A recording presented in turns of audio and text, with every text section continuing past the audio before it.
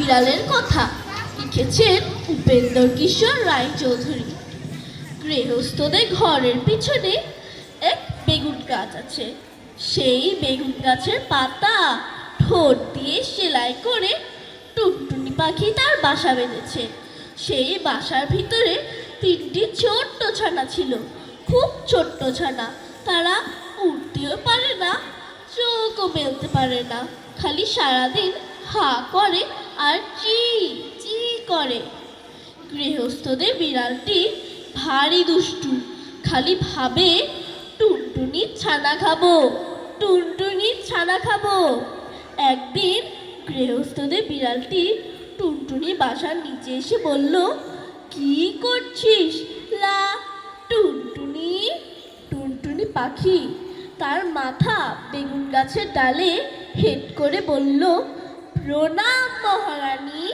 তা শুনে গৃহস্থদের বিড়ালটি খুশি হয়ে চলে গেল।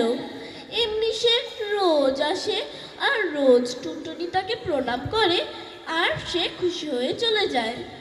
এখন টুনটুনির ছানাগুলি বড় হয়েছে, তাদের সুন্দর সুন্দর পাখা হয়েছে, তারা এখন উড়তেও পারে, চোখও মেলতে পারে।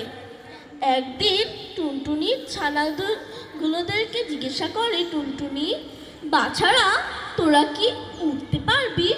বাছারা বলল, হ্যাঁ মা, পারবো। টুনটুনি তাদেরকে বলল, তাহলে দেখ তো দেখি তোরা ওই তাল গাছের ডালে গিয়ে বসতে পারিস কিনা। টুনটুনি ছানাগুলি বলল, হ্যাঁ মা, পারবো। অমনি সে উড়ে তাল গাছের ডালে গিয়ে বসে পড়ল। টুনটুনি বলল, এবার দুষ্টু বিড়াল আসুক দেখি। খানিক বাদেই দুষ্টু বিড়ালটি এসে বলল, কি করছিস লা টুনটুনি? টুনটুনি পাখি তার পা উঠিয়ে লাথি দেখিয়ে বলল, দূর হ লক্ষ্মী ছাড়ি বিড়ালনি। এমনি সে ফুরুত করে উড়ে পালালো। দুষ্টু বিড়াল দাঁত খিচিয়ে লাফিয়ে উঠে টুনটুনিকেও ধরতে পারলো না, ছানাও খেতে পারলো না, খালি বেগুন কাটার খোঁচা খেয়ে নাকাল হয়ে ঘরে ফেললো।